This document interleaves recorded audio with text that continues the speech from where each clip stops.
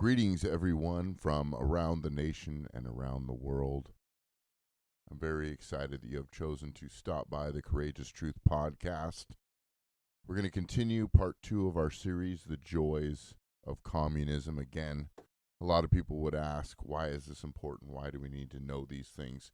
Well, number one, because it's history. History has a tendency to repeat itself. Sometimes I've heard it said history has a tendency to rhyme.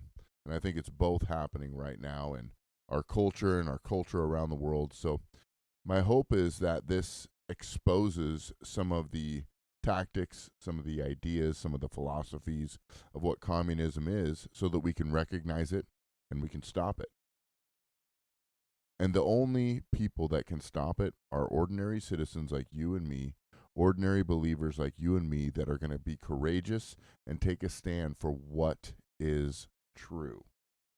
So I hope you enjoyed this episode. This series will end next week. I hope it blesses you, and enjoy this episode.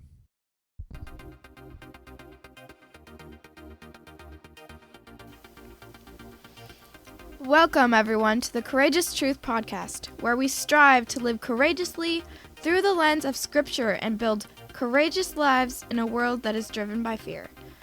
Your host is a proud parent, a proud pastor, a proud business owner, and a proud American. Tune in today for your dose of courageous truth. And now, your host, Eric Lundberg. Okay. Now, in order, and this is all in order to protect people from the oppression of the bourgeoisie. That's how that gets people involved in all this. Okay.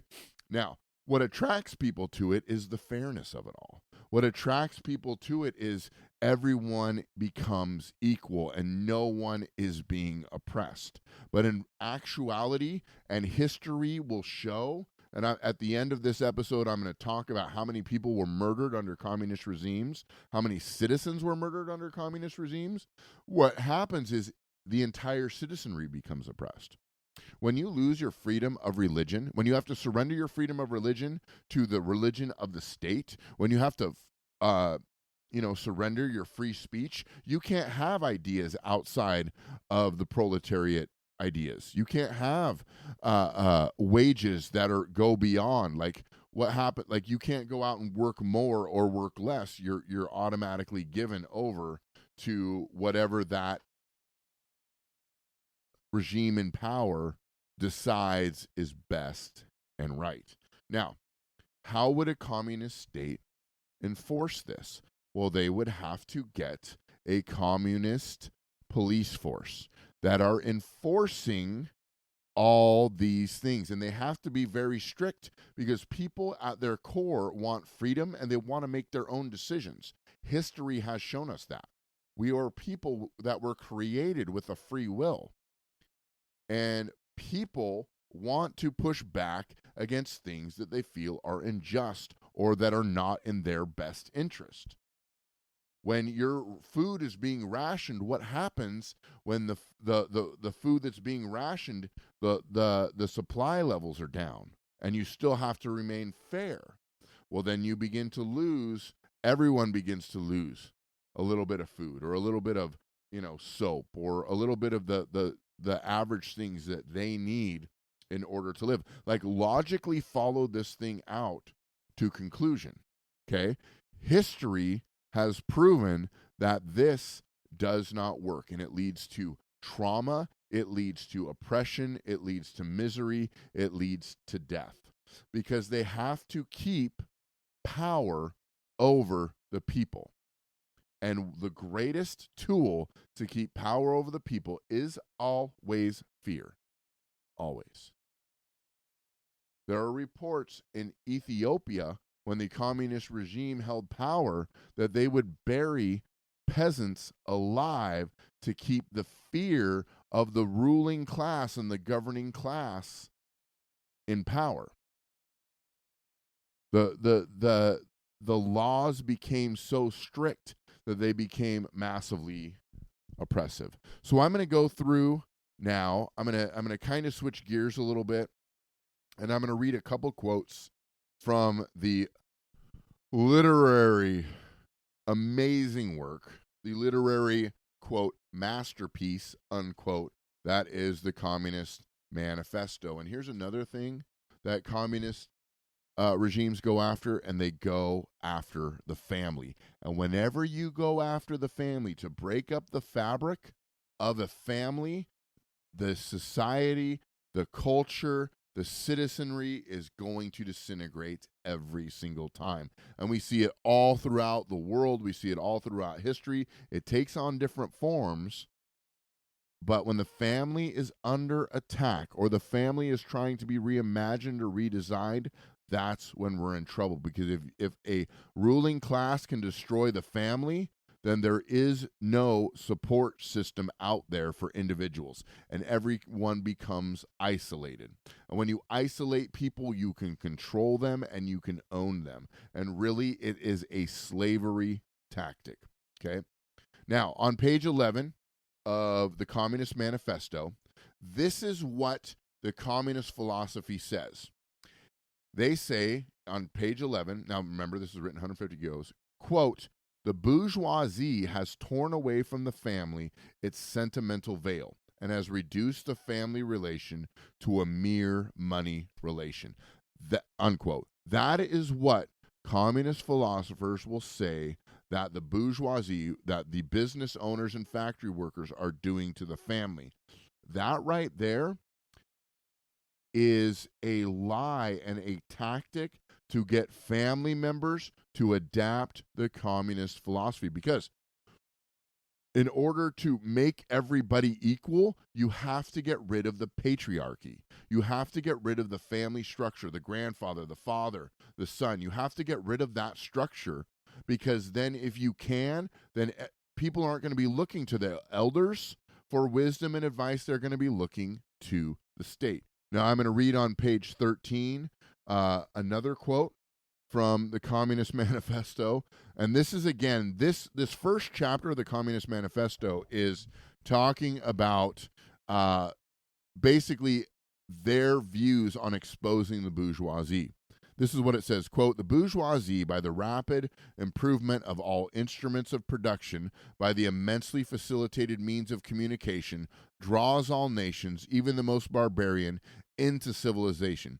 The cheap prices of its commodities are with heavy artillery, with which it batters down all Chinese walls, with which it forces the barbarians' intensely obstinate hatred of foreigners to capitulate. It compels all nations, on pain of extinction, to adopt bourgeoisie mode of production. It compels them to introduce what it calls civilization into their midst, to become bourgeoisies themselves. In a word, it creates a world after their own image. Basically, what they're saying is the bourgeoisies are controlling the means of communication, which need to be stripped away. They're controlling the borders, and they're bringing nations together, which needs to be stripped away, because communists don't believe in borders and they don't believe in nations. They believe in one world, one society. Okay, even the most barbarians, bringing them into civilization. In other words, look, they're bringing people that we don't approve of into the civilization around us. So basically, they're accusing the bourgeoisie of being all the things that they want to become. Does that sound familiar? Does it sound familiar to you? Being accused of something that they are in fact trying to replicate. Now I'm going to read out of page 24. It says this: in the bourgeoisie society, therefore, the past dominates the present. In a communist society, the present dominates the past. In the bourgeoisie society, capital is independent and has individuality, while the living person is dependent and has no individuality. What they're trying to do is they're trying to get rid of individualism. They don't want people to be individuals. They want everyone to be equal. Equal in thinking, equal in physical capabilities. They want everyone to be equal so that no one is better than the other one. No one has a upper hand. Basically, it just gets rid of personalities, it gets rid of ambition, and everyone just kind of becomes, in so many ways, robotic. It also says this on page 25, communism deprives no man of the power to appropriate the products of society. all that it does is to deprive him of the power to subjugate the labor of others by means of such appropriation. It has been objected that upon the abolition of private property, all work will cease, and universal laziness will overtake us. One of the big tactics of communism, same with socialist thinking, is to get rid of private property. That one person has property that could be better than someone else because they're trying to create a shared society, a commune type of society. And then on page 27, the communists talk about marriage in this way. It says this, but you communists would introduce community of women, screams the whole bourgeoisie in chorus. The bourgeoisie sees in his wife a mere instrument of production. He hears that instruments of production are to be exploited in common and naturally can come with no other conclusion than the lot of common to all the likewise fall of the woman. He has not even a suspicion that the real point aimed at is to do away with the status of women as mere instruments of production. In so many ways, what he is saying, and this is my biased look because I've been married for 20 years, what they're saying is that the role of the wife is to be exploited by their bourgeoisie husband as a means of producing or being productive on the behalf of the husband.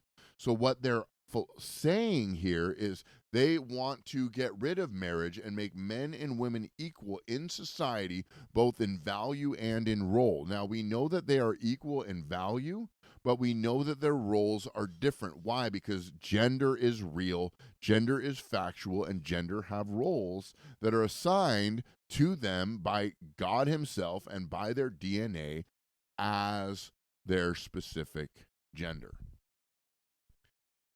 So I'm going to end this episode, and listen, I understand that there is a lot to process here. It is I might even break this up into 2 episodes.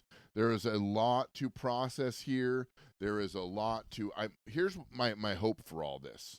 That obviously if you live in America, you're beginning to see some of these things begin to play out in society, and if you can't see them, you're either not looking or you don't want to pay, you don't want to.